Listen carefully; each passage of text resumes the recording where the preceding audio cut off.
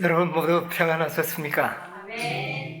예, 온 산천이 하나님의 생명의 아름다움으로 아주 참 굉장히 좋은 계절에 또 오늘 우리가 이와 같은 귀한 집회를 갖게 됐습니다.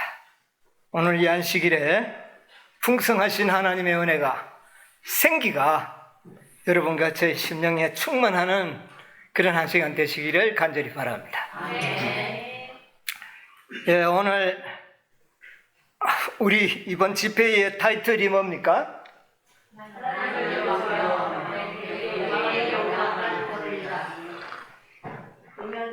하나님을 두려워하며 그에게 영광을 돌리라 하는 그런 타이틀입니다.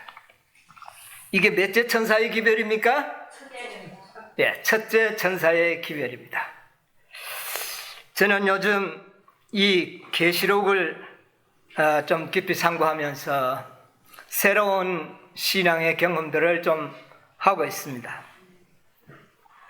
이 계시록의 중요성을 참 우리가 아무리 강조해도 그렇게 너무 심하게 강조한다 말할 수가 없습니다. 그만큼 이 말씀이 중요하기 때문이에요. 저기 교회 증언 8권 302쪽에 보니 이런 말씀이 있어요. 여기 보면 302쪽에 요한계시록에서 차례로 주어진 엄숙한 기별들은 하나님의 백성들의 마음에서 첫째 자리를 차지해야 한다. 이 계시록의 말씀이 마지막 하나님의 백성들의 마음에 첫째 자리를 차지해야 한다. 그 외에 어떤 것도 우리의 주의를 빼앗기도록 허용해서는 안 된다. 귀중한 시간이 신속하게 지나가고 있다. 그리스도의 증언, 가장 엄숙한 특징을 가진 증언이 세상에 증거되어야 한다. 요한계시록 전체를 통하여 가장 귀중하고 고성한 약속들이 있고, 그리고 거기에는 가장 두렵고 엄숙한 의미를 가진 경고들이 있다. 계시록에는 가장 귀중하고 고상한 약속이 있고, 반면에 거기에는 가장 두렵고 엄숙한 경고가 있다. 여러분, 성경 66권의 결론은 이 요한계시록에서 나타나고 있습니다. 모든 창세기에서 시작되었지만 결론은 어디에서 내려집니까?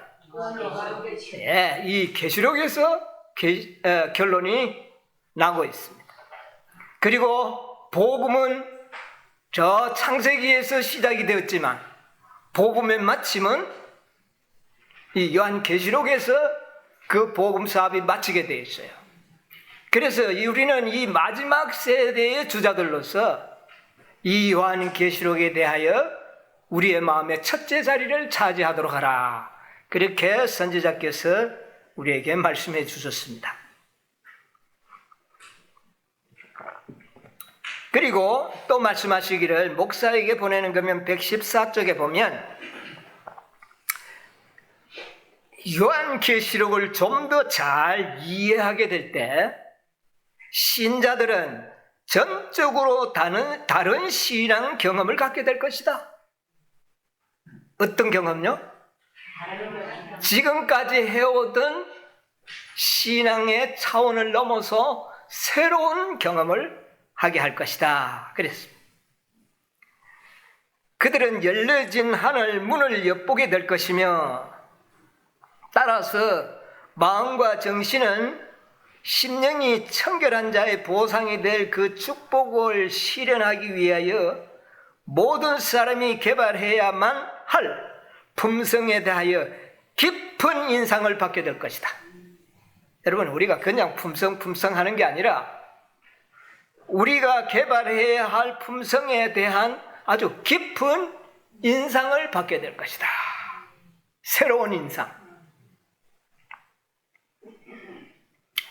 주님께서는 요한계시록에 나타난 진리를 이해하기 위하여 겸손하고 온유하게 연구하는 모든 사람들을 축복하실 것이다.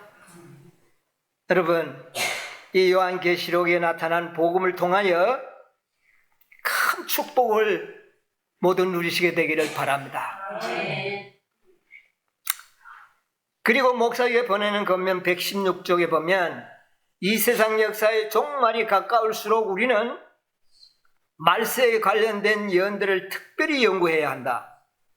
그리고 신약의 마지막 책은 우리가 이해해야 할 필요가 있는 진리로 가득 차 있다.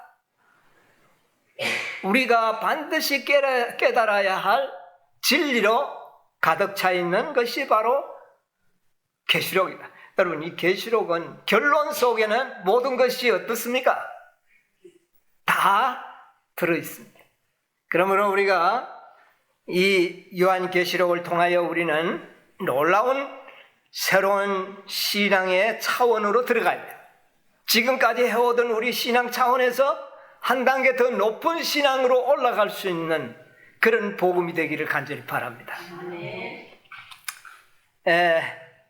우리가 이 세천사의 기별이 지금 우리가 연구하고자 하는 제목인데요. 이 요한계시록이 중요하지만 또한 요한계시록 중에 가장 핵심적인 진리가 무엇일까요? 그것이 바로 세천사의 기별입니다. 오늘 우리가 좀 연구하고자 하는 그 핵심이 성경 중에 성경 핵심인 세천사의 기별, 이것을 연구하고자 하는 겁니다. 하나님을 두려워하며 그에게 어떻게 해요? 왜 우리가 하나님을 두려워하지요? 두렵다고 하는 말은 원어를 사전을 찾아보니까 첫째는 무섭다는 의미가 들어있어요. 첫째는 하나님이 요한계시록을 연구해보면 하나님은 참으로 무서운 분이구나 하는 것을 깨닫게 됩니다.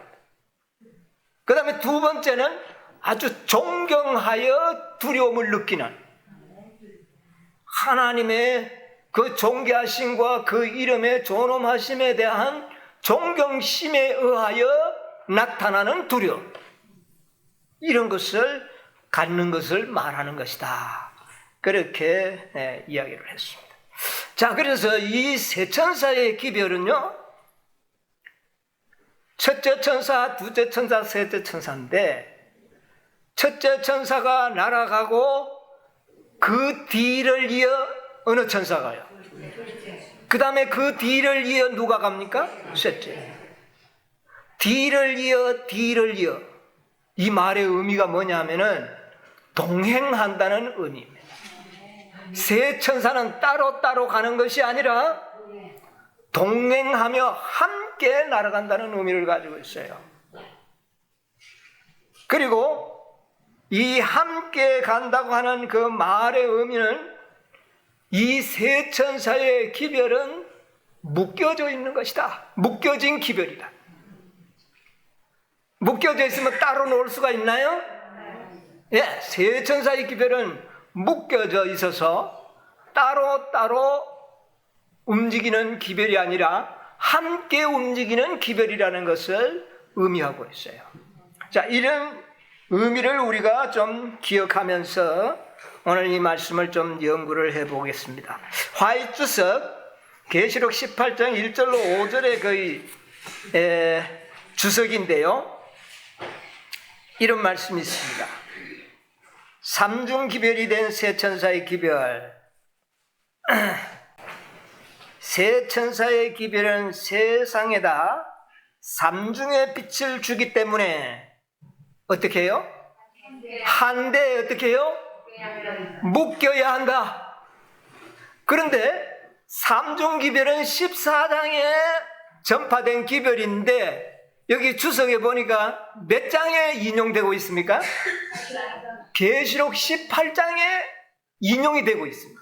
이것은 뭐냐면은 14장의 삼중 기별은 18장에 다시금 더 반복 전해져야 한다.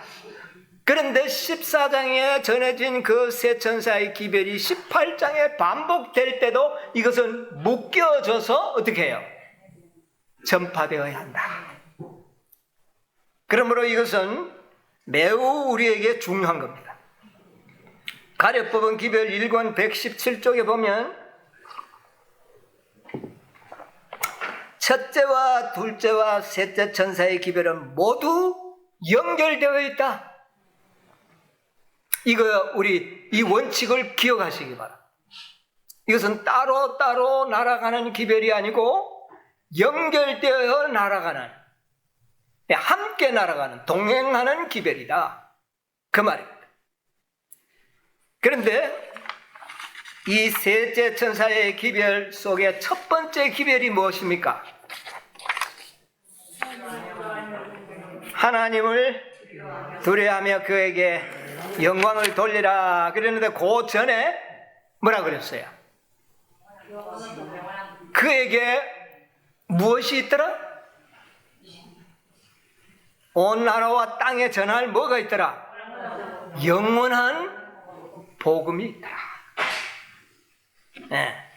자, 이 첫째 천사는, 이 묶여진 세 천사의 첫 번째 기별은 영원한 복음인데, 세 천사가 묶여져 있기 때문에 복음을 가진 천사는 묶여진 몇째 천사예요? 첫째 천사예요.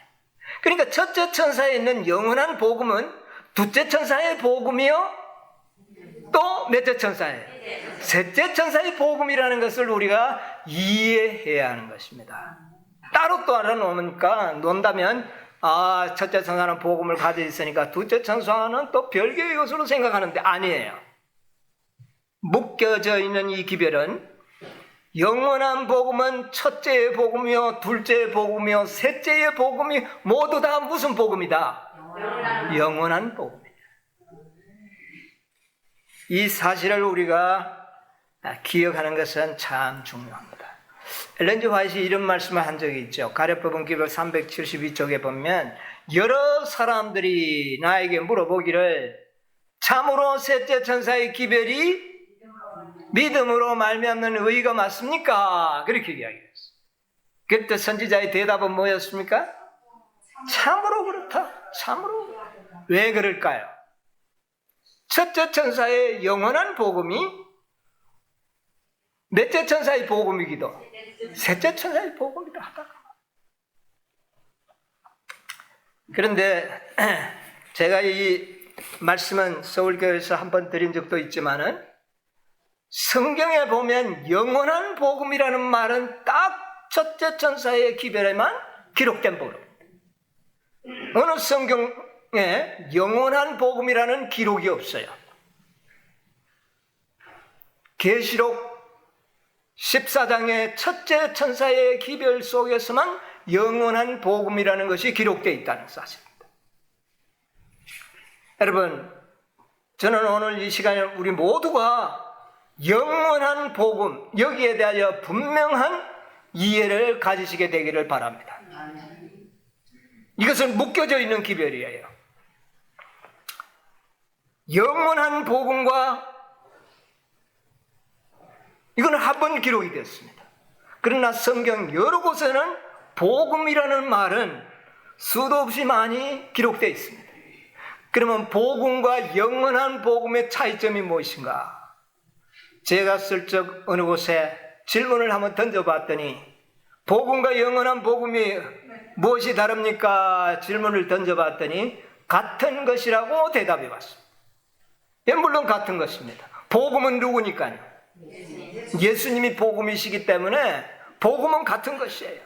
그러나 왜 복음과 여기에만 하필 영원한 복음이라고 했는가?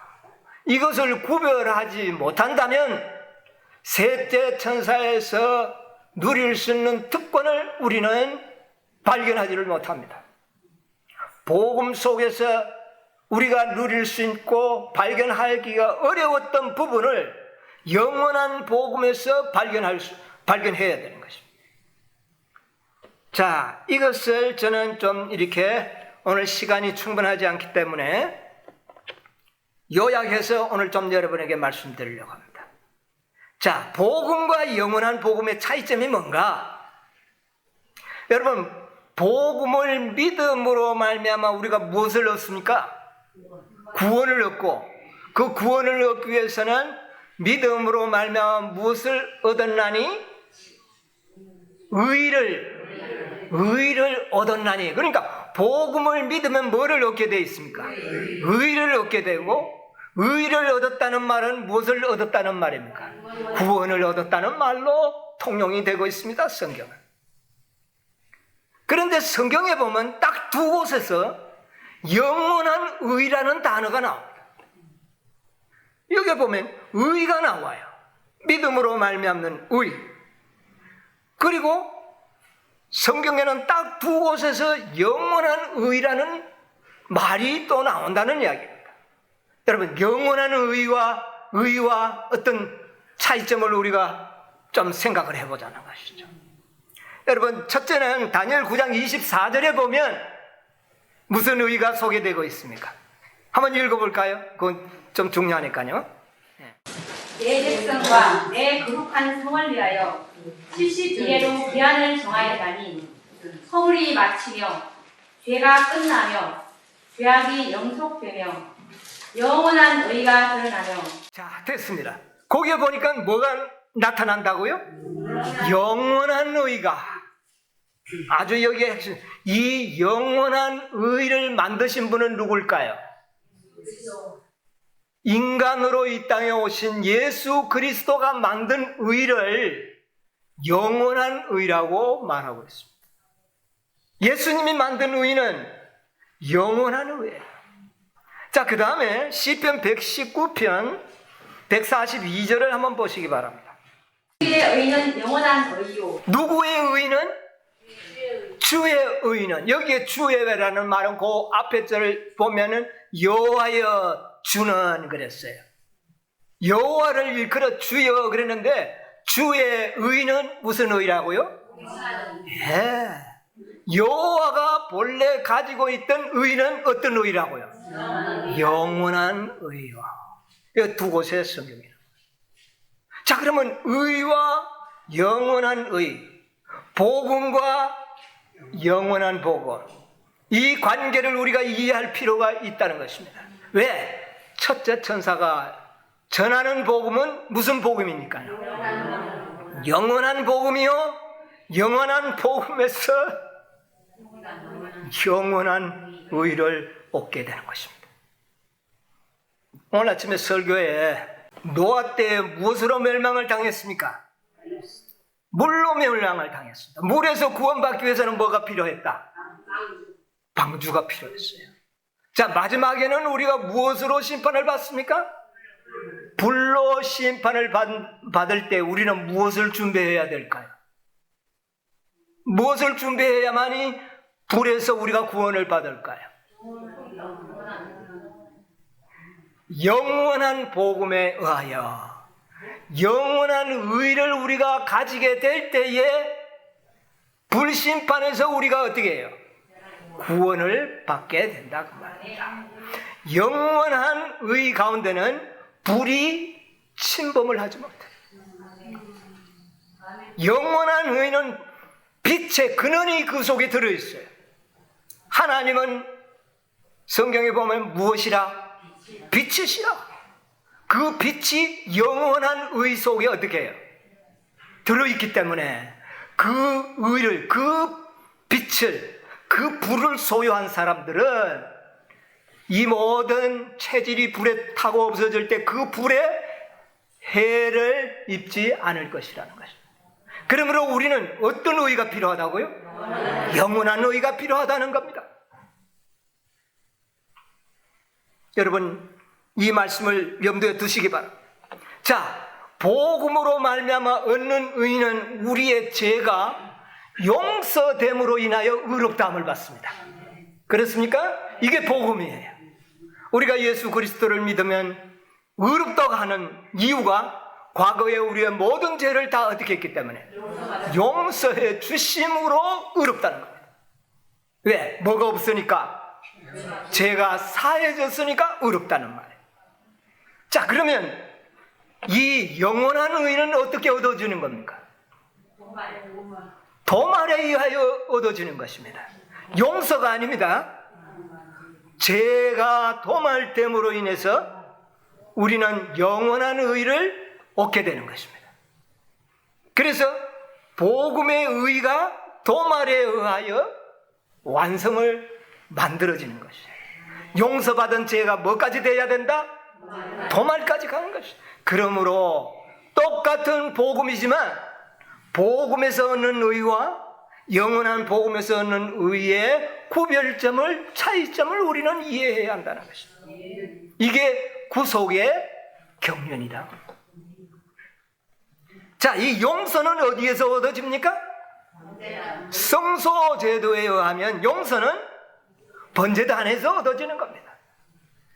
우리가 제물을, 양의 제물을 번제단에 드릴 때 우리는 어떻게 됩니까? 죄가 용서되고 의롭다함을 받아요. 그러면 도말은 어디에서 받습니까? 뜰이 아닌, 번제단이 아닌 어디요?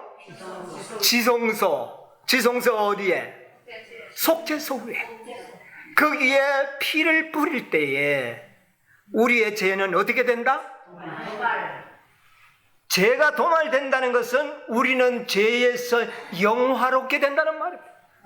완전한 승리를 의미하고 완성을 의미하는 겁니다. 그래서 용서는 뜰에서 이루어지지만 온전하고 영화롭게 되는 것은 어디에서 된다? 지성소에서 이루어진다. 그러므로 우리는 심판을 받기 위해서는 지성소에서 무엇까지 받아야 된다? 도말까지 받아야만이 심판을 견딜 수가 있다고 말합니다. 그러면 우리가 영원한 의에 대하여 연구할 필요가 있어요, 없어요? 있다는 말입니다. 자, 그 다음에 이 의의 복음, 복음에 말미암아 얻는 의는 봄철 복음이에요. 봄철 복음. 왜 봄의 복음일까요? 6월절이 우리를 위하여 6월절 어린 양이 되신 그 6월절이 언제 있었습니까? 봄에 있었어요. 그래서 이 복음은 봄철 복음이라고 말할 수 있습니다. 그러나 영원한 의는 어디에서? 가을이에요. 가을. 대속죄일에 지성소에서 우리의 도말이 이루어진 가을철 복음이에요. 복음 주체는 예수님이 같지만은 계절이 달라진다는 겁니다. 그래서 의와 영원한 의, 복음과 영원한 복음의 차이점을 우리가 분명히 이해하게 될 때에 우리의 신앙의 차원이 어떻게 해요? 달라지는 겁니다. 자, 그 다음에 믿음으로 말미암는 이 양의 제물은 그리스도의 사명과도 관계가 있습니다. 양은 그리스도의 사명 중에 어느 시대의 사명입니까? 양으로서의 사명, 예수님이 언제입니까? 시기적으로 초림, 그렇죠? 초림이에요. 자, 그래서 예수님이 이 땅에 와서 십자가에 돌아가신 것은 초림의 복음이에요. 자, 그 다음에 예수님의 사명은 양으로서의 사명도 있지만 대제사장의 사명이 있는데 대제사장의 사명은 어디에서? 하늘에서. 지금 어디에? 지성소에서 봉사하시는 예수님의 사명입니다. 그래서 하늘 지성소에서 대제사장의 신분으로 봉사함으로 말미암아 우리가 얻을 수 있는 의는 어떤 의예요? 영원한 의라고 말입니다.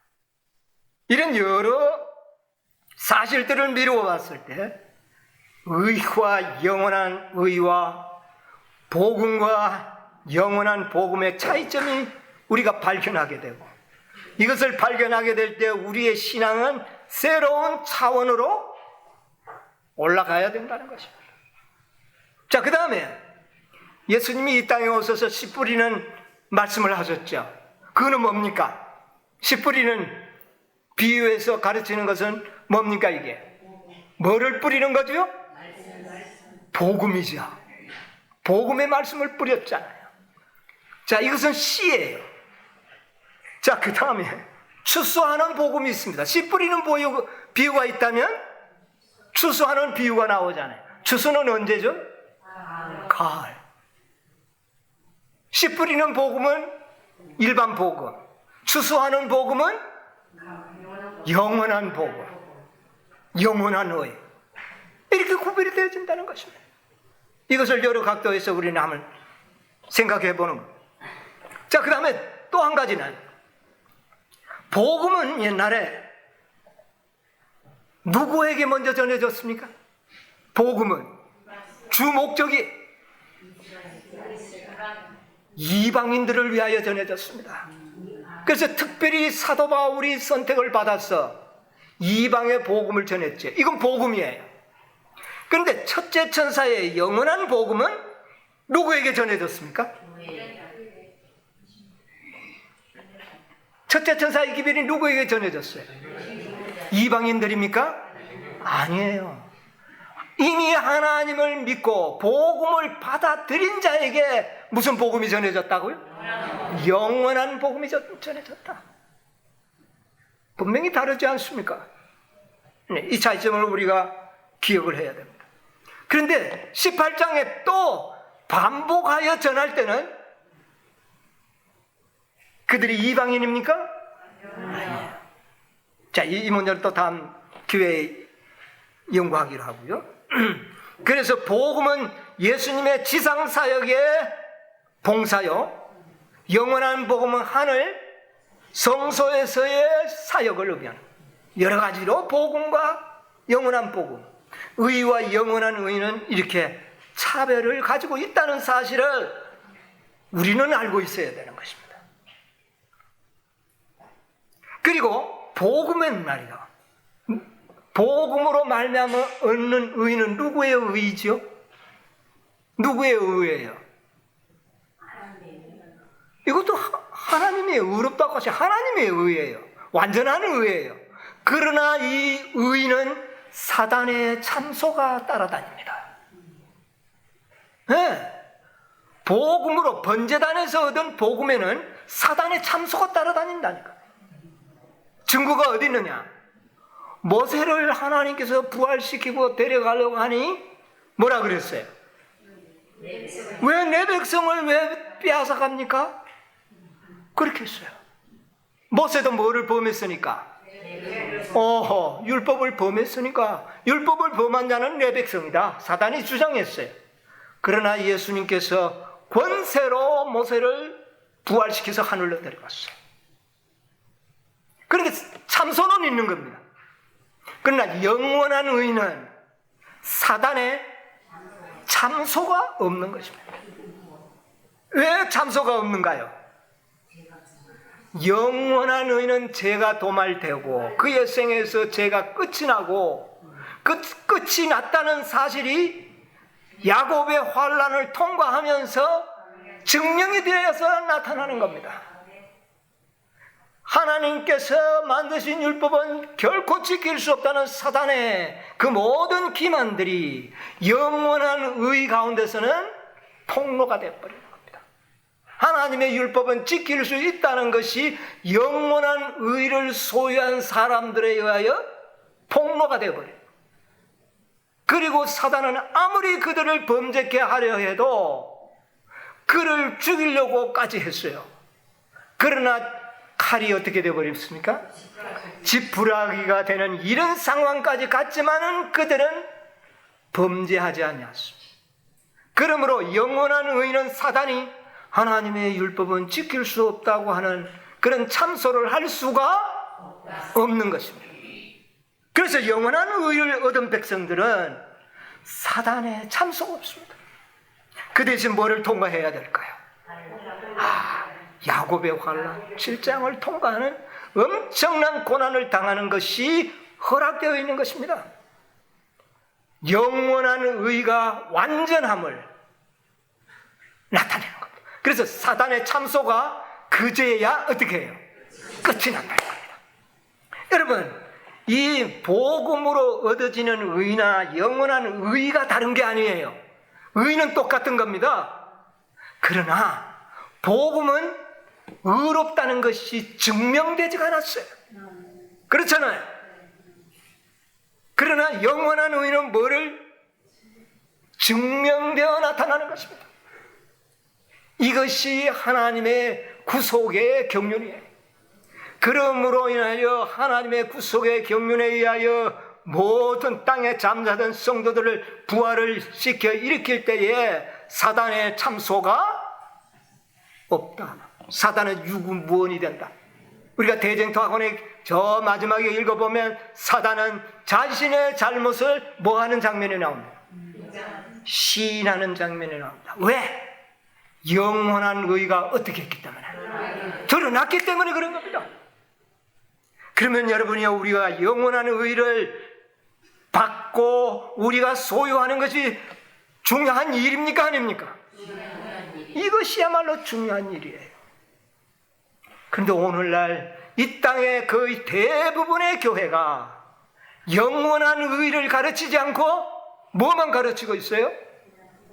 그냥 복음만 가르치는 겁니다. 믿음으로 구원하는 복음만 가르치고.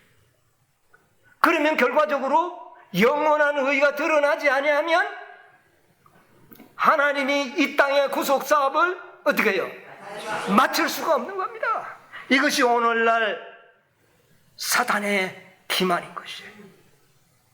오늘날 영원한 의를 이렇게 가르치는 교회가 이 지상에 없다는 것은 얼마나 슬픈 일인지 몰라요.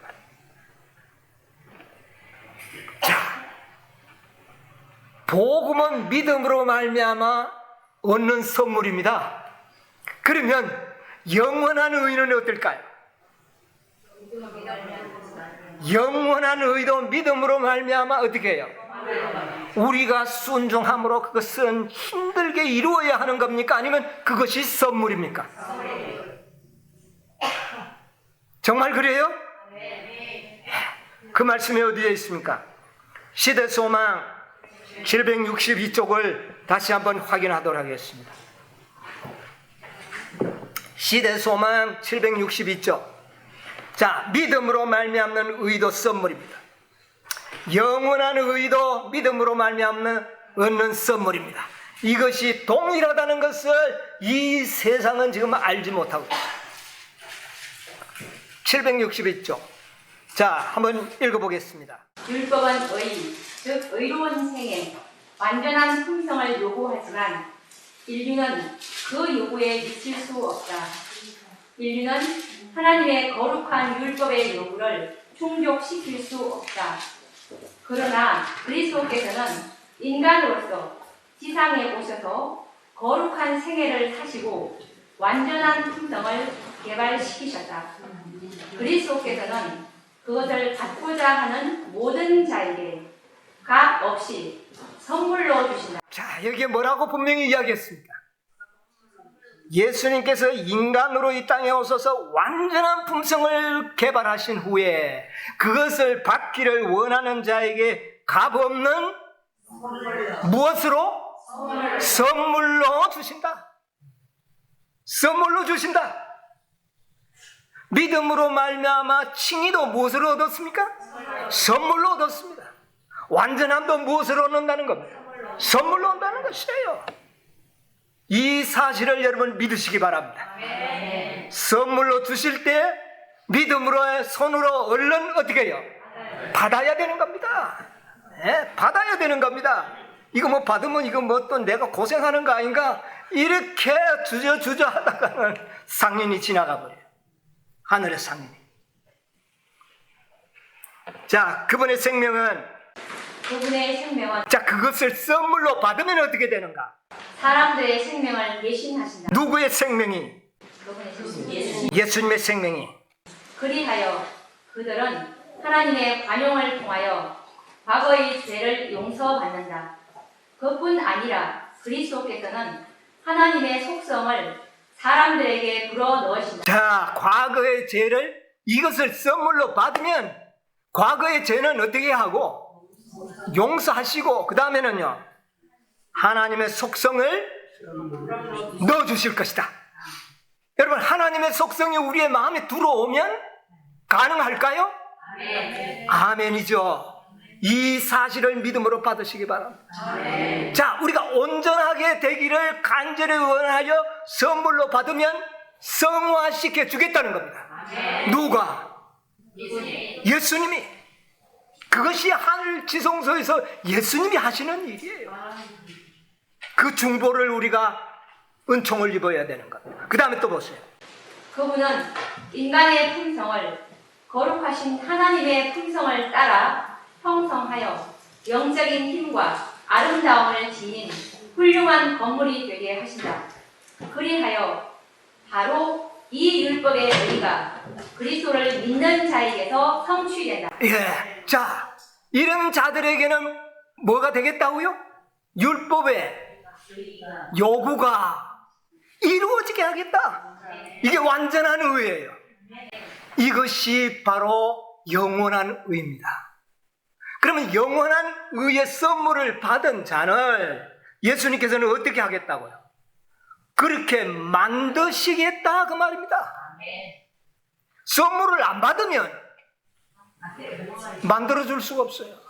근데 오늘 많은 사람들이 영원한 의의 필요성을 느끼지 아니하고 그것은 내 행위로 말미암아 만들어져야 된다고 생각하기 때문에 그 자체를 싫어하는 겁니다. 그러면 하나님께서는, 주님께서는 그것을 만들어줄 수가 있어요? 그러면서도 성화되려고 하는 겁니다. 불가능한 거예요. 완전하게 되기를 원하는 자들에게 만들어주겠다는 겁니다. 여러분, 연애신에 보니까 이런 말씀 있잖아요. 가장 높은 표준을 세우는 자들만을 하나님께서는 뭐 하실 것이다?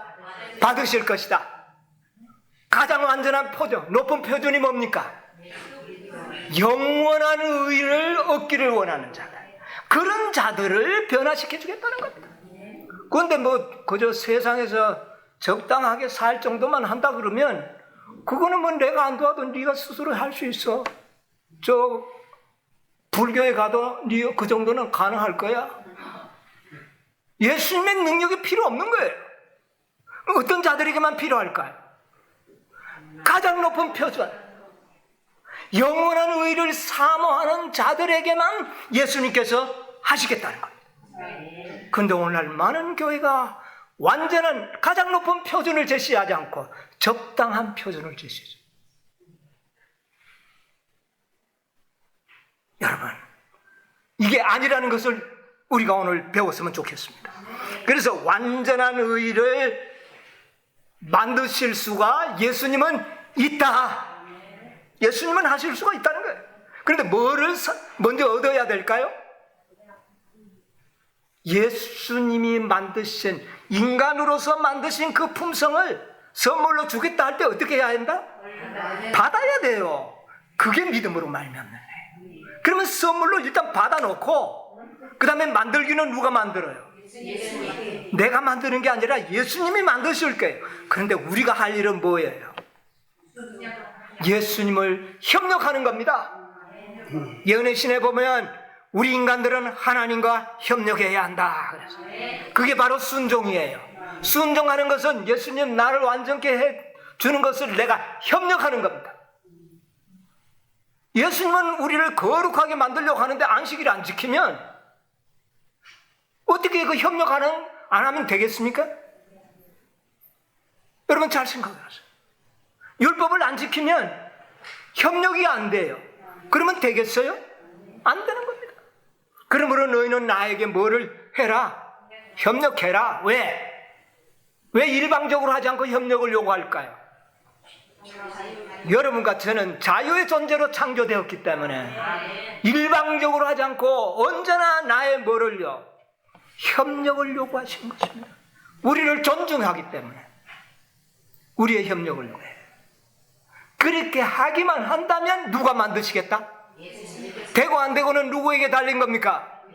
예수님께 달렸어요. 내가 뭐 하기만 하면 협력하면 된다는 거죠. 자, 그래서 우리 모두는 영원한 의를 무엇으로 받을 수 있다? 선물로 받을 수 있다. 언제? 새 천사가 공중을 날아가는 동안에는 이 선물을 우리는 어떻게 해요? 받을 수 있다.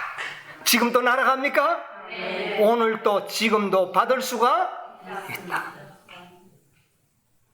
이게 첫째 천사의 기별입니다. 그런데 말입니다. 첫째 천사의 뒤를 이어서 몇째 천사가 날아갑니까? 둘째 천사가 날아갑니다. 뭐라고 외치고 있죠? 자, 우리 한번 읽어볼까요? 둘째 천사의 기별.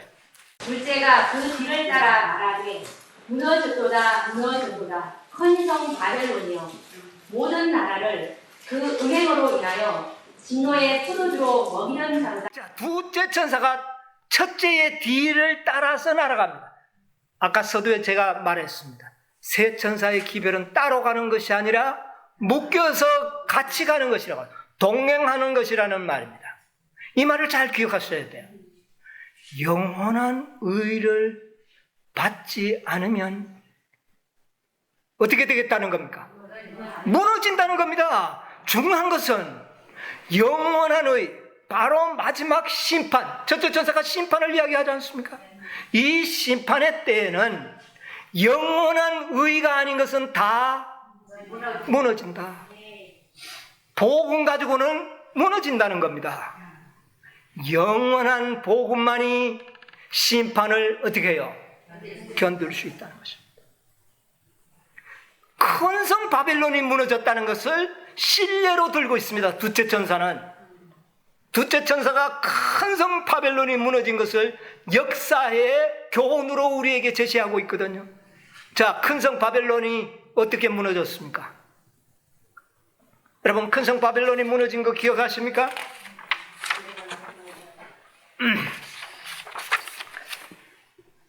큰 성 바벨론이 무너진 것 다니엘서 몇 장입니까?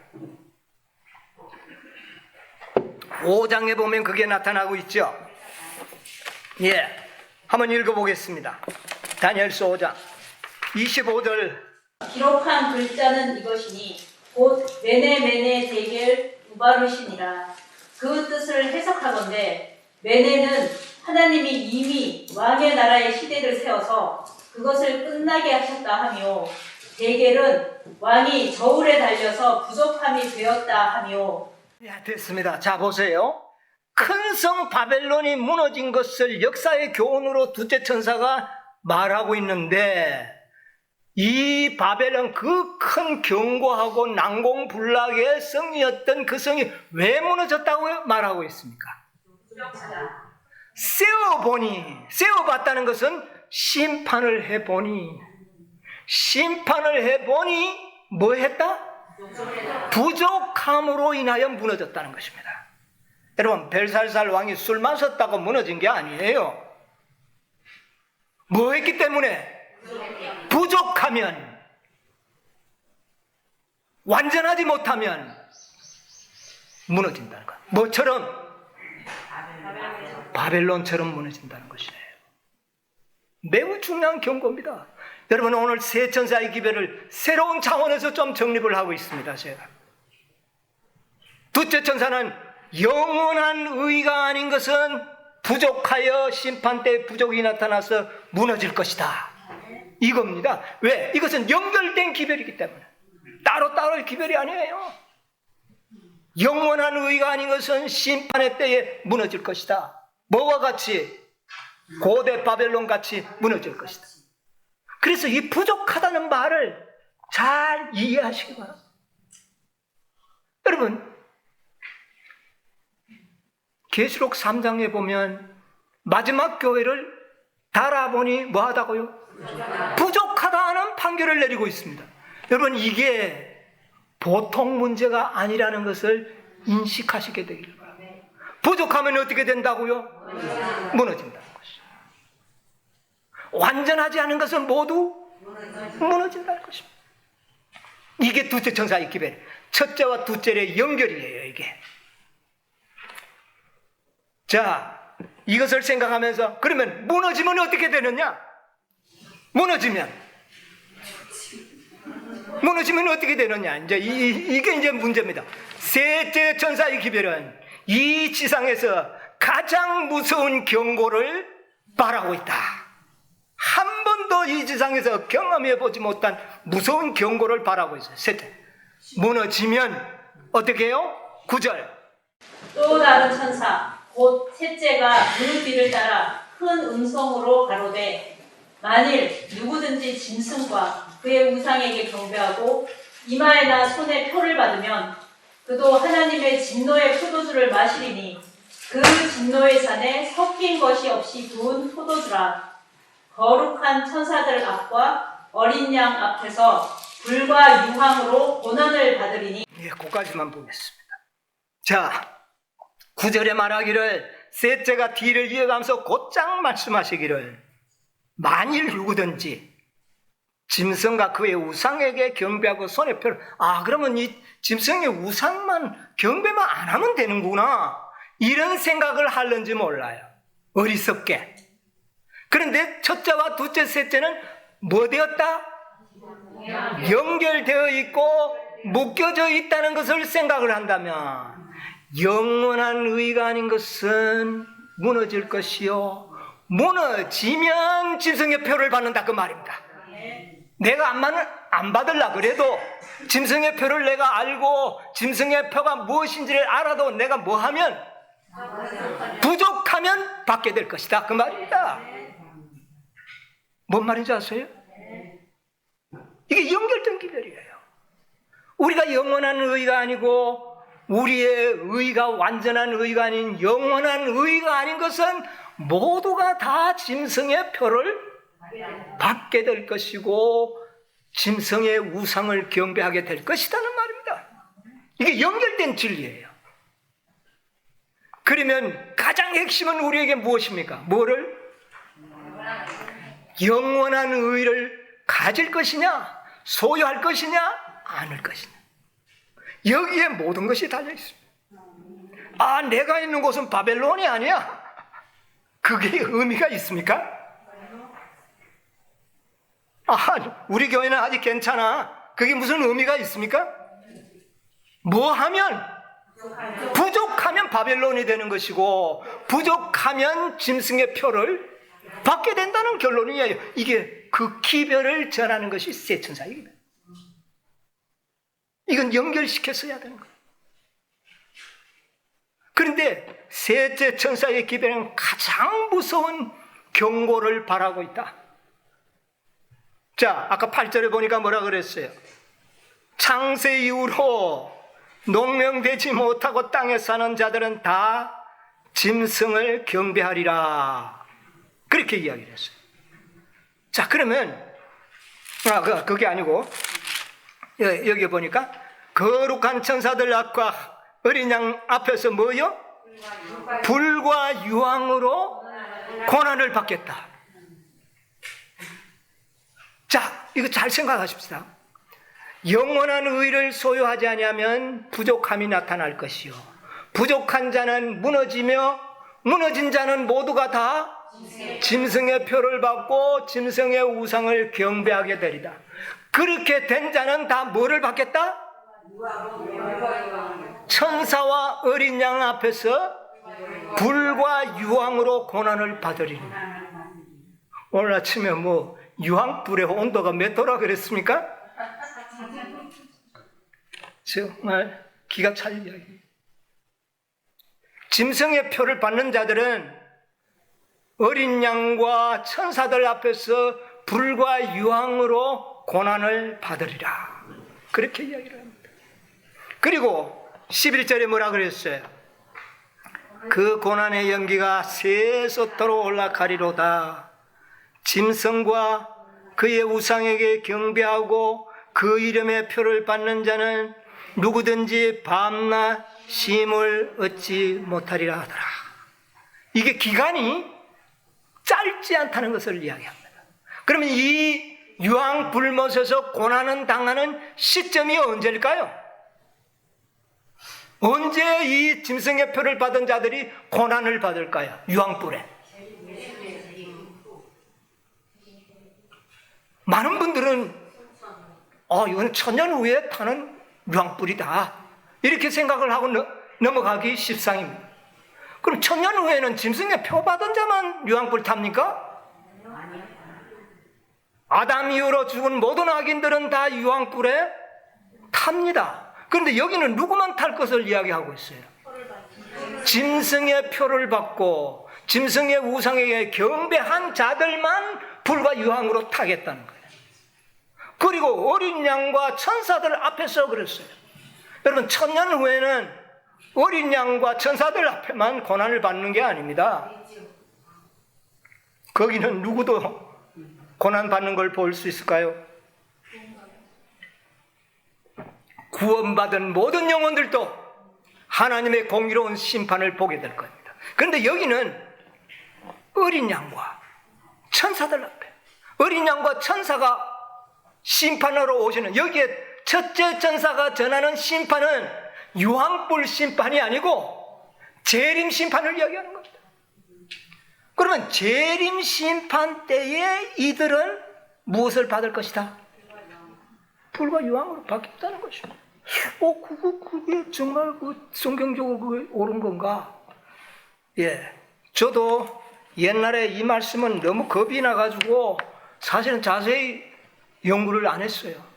대충만 알고만 짐작만 하고 하다가 이제 제가 이 요한계시를 사사시 연구하면서 이 말씀을 연구를 해보니 정말 두려운 일이었어요.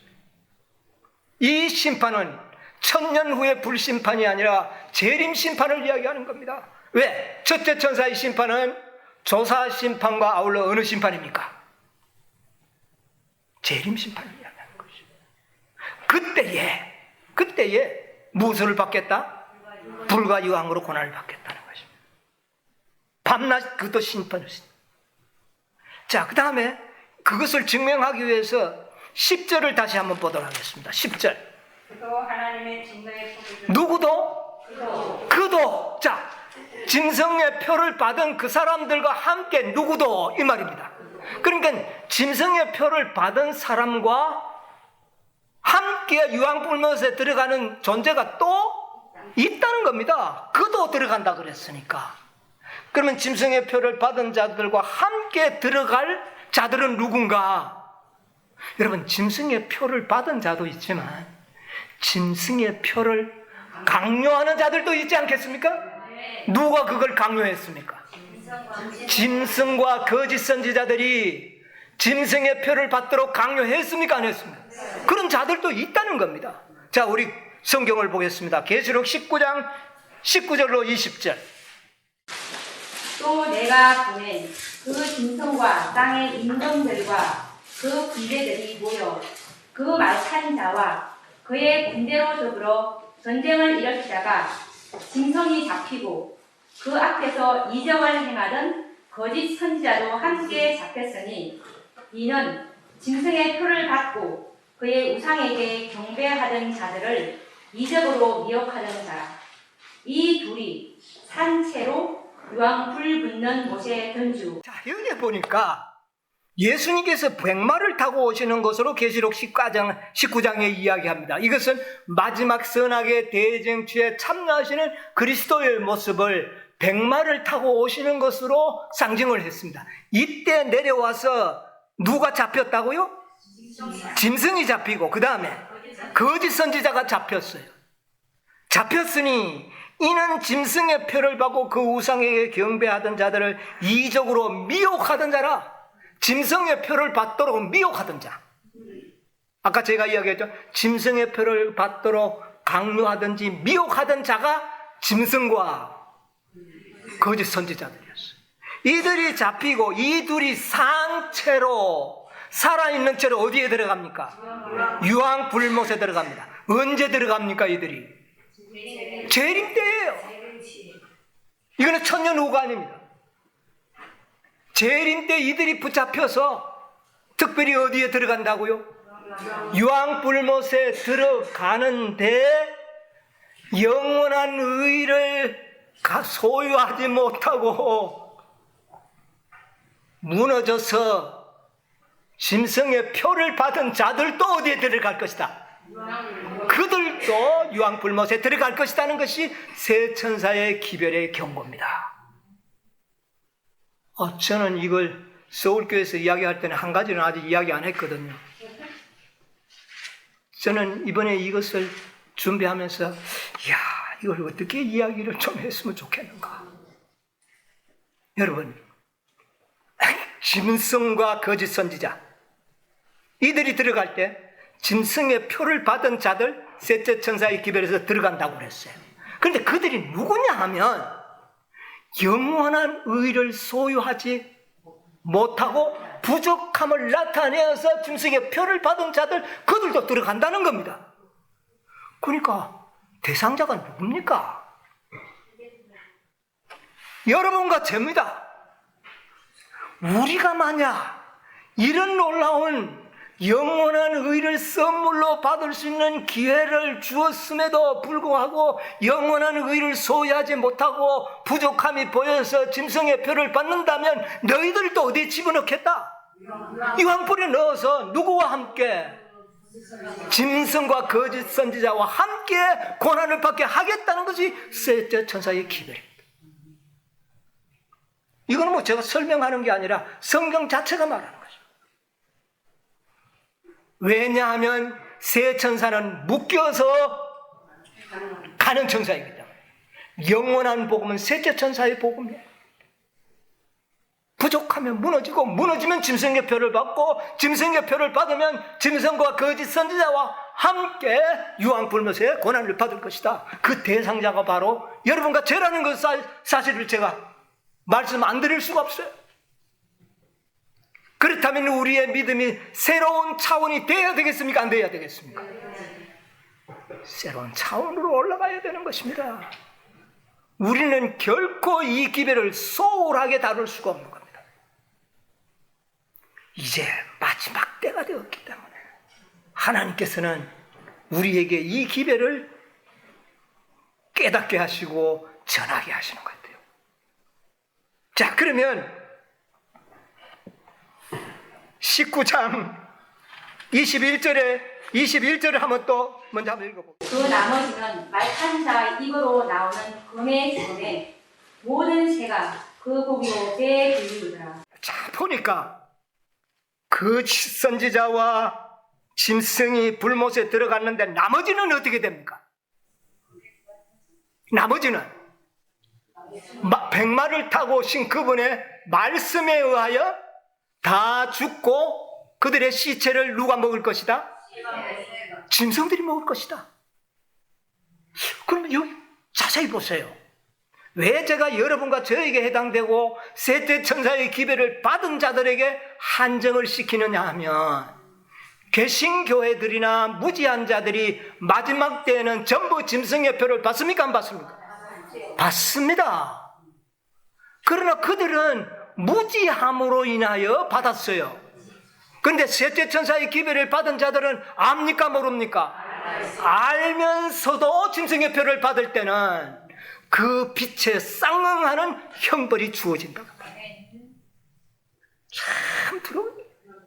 저는 이 기별을 깨달으면서 정말 14만 4천인에 들어가기를 힘써 노력해야 되겠구나. 전심전력해야 되겠구나. 뭐를 피하기 위해서도 이 유황불의 특별한 고난을 피하기 위해서도 이제 그래서 우리는 14만 4천인에 들어가야 할 이유를 또 하나 더 발견한 사람들이다. 무서운 신분. 그럼 얼마 동안 유황불못에 있는지 아십니까? 계시록 20장 보세요. 계시록 20장 7절로 10절. 천년이 차매 사단이 그 이제 몇 년이 지났다고요? 1000년이 찼습니다. 자, 보세요. 그 옥에서 놓여 나와서 땅의 사방 백성 곧 곡과 마곡을 미혹하고 모아 싸움을 붙이리니 그 수가 바다 모래 같으리라. 저희가 지면에 널리 퍼져 성도들의 진과 사랑하시는 성을 두름에 하늘에서 불이 내려와 저희를 소멸하고 또 저희를 미혹하는 마귀가 불과 유황못에 던지우니 거기는 그 짐승과 거짓 선지자도 있어 세세토록 밤낮 괴로움을 자, 1000년이 지났습니다. 이제 1000년이 지나고 난 다음에 누가 붙잡힙니까? 온 천하만국을 미혹하던 마귀가 잡혀가지고 어느 못에 던진다고요? 불과 유황이 뻘뻘 타는 못에 던지우는데 거기에 보니까 누구도 있더라? 짐승과 거짓 선지자도 있어. 그러면 이 짐승과 거짓 선지자가 예수님의 재림 때 붙잡혀서 불못에 들어간 후에 몇 년 동안? 1000년 동안 불못에 고난을 당하고 있었다는 것이 증명이 되지 않습니까? 거기에 누구도 들어가겠다. 이제는 마귀도 들어가겠다. 킹 흠정역에 보면 이 말을 이렇게 표현했어요. 똑같은 20장 10절에 보면 또 그들을 속인 마귀가 불과 유황호수 곧 짐승과 거짓 선지자가 있던 곳에 던져졌어. 있던 곳에 던져졌어. 영원 무궁토록 고난을 받으리라. 여러분 보세요. 거짓 선지자와 짐승이 있던 곳에 누구도 들어간다? 마귀도 들어간다. 그런데 짐승과 거짓 선지자와 함께 누구도 들어갔습니까? 14장에 보니까 짐승의 영원한 의를 받지 않고 거절한 자들. 그래서 짐승의 표를 받은 이자들도 거기에 들어갈 것이다. 몇 년 동안 특별한 고난을 받는다고요? 1000년 동안. 그리고 무지로 인하여 짐승의 표를 받은 자들, 그런 자들은 다 말탄 자의 입으로에 의하여 어떻게 돼요? 죽을 것이다. 그런데 안 죽고 불못에 들어가는 자들은 영원한 의의 복음을 들은 자들이, 새 천사의 기별을 들은 자들이 뭐를 받는다면? 짐승의 표를 받는다면 거짓 선지자와 짐승과 함께 1000년 동안 불못에서 어떻게 해요? 특별한 고난을 받을 것이다. 이건 특별 기별이에요. 이게 성경 그대로입니다. 에스더의 성경 주석에 보면은요, 1862년경에 제임스 화이트이 이렇게 기록을 했습니다. 불 붙는 못, 곧 불로 된 못. 이 구절은 즉각 독자들의 마음을 계시록 20장 10절에 있는 동일한 구절로 돌리는데, 그 동일한 구절은 이 구절들이 불 붙는 같은 사건인 소위 천년 끝에 있을 악한 자들의 멸망을 언급하는 결론을 내리게 하는 것으로 보인다. 그러나 그렇게 하는 것은 문제를 일으킨다. 천년 후가 아니라는 겁니다. 이게 문제를 일으킨다. 19장은 특히 그리스도의 재림에 관련된 사건들을 논하고 있기 때문이다. 재림 때에 이런 일이 일어난다는 겁니다. 그러면서 제가 기침이 나서 다 안 읽겠습니다. 계시록 19장 20절과 관련해 볼 때 천년기의 시작과 천년기 끝 모두에 하나님의 불에 의한 심판이 있을 것이라는 사실이 가능하다. 그러니까 시작, 예수님의 재림 때 시작에서부터 시작에 불못이 있고 마지막에도 불못이 있다는 것으로 해석하는 것이 가능하다. 모순되지 않는다. 제임스 화이트는 이 점에 대하여 이렇게 기록했다. 그러므로 감히 말씀드리겠는데 두 불못, 즉 천년기 양 끝에 하나씩 불못이 존재하고 있습니다. 이미 그때도 선구자들이 이것을 제대로 봤다는 겁니다. 그도 하나님의 진노의 포도주를 마시리니 누구도? 그도 어떤 자들입니까? 영원한 의를 보고서도 믿음으로 받지 않는 자들, 그래서 무너진 자들, 그래서 짐승의 표를 받은 자들은 그도 어디에 들어가요? 불못에 들어가요. 누구와 함께? 짐승과 거짓 선지자, 이것을 강요하던 자들과 함께 취급을 받게 될 것이다. 여러분, 빚대로 심판받는다는 말 들어보셨습니까? 화이프인 설교 37쪽에 보면 그대는 그대에게 주어진 빚대로 심판을 받을 것이다. 우리의 받은 특권과 빚이 밝다면 거기에 따른 심판도 더 크다는 것입니다. 증언보감 2권에 이런 말씀이 있습니다. 우리는 거룩하고 성결하며 시험하는 진리를 가지고 있다. 세천사의 기별을 가지고 있다. 만일 우리의 습관과 행동이 그 진리와 일치하지 않을 것 같으면 우리는 큰 빛을 다스리는 죄인이 되며 거스리는 죄인이 되며 받은 빚과 비례해서 죄도 중하여진다. 뭐도 중해진다? 죄도. 특권만큼 죄도 중해진다. 하나님께서 보응하시는 심판의 날에는 이방인들이 우리들보다 훨씬 더 견디기 쉬울 것이다. 누가 우리보다 낫다고요? 이방인들은 우리보다. 죄는 그들이 더 많이 짓잖아요. 도덕적으로는. 그러나 그들은 더 쉬울 것이다. 그런데 우리는 왜 많은 형벌을 받아야 합니까? 받은 빚이 크기 때문에. 중요한 말이 사큰 48쪽에 있습니다. 마지막 48쪽. 그들이 받은 빚을 자랑하면서 그 빚 가운데 행하지 않는 자들에게 그리스도께서는 이렇게 말씀하신다. 내가 너에게 이르노니 심판날에 두로와 시돈이 너희보다 견디기 쉬우리라.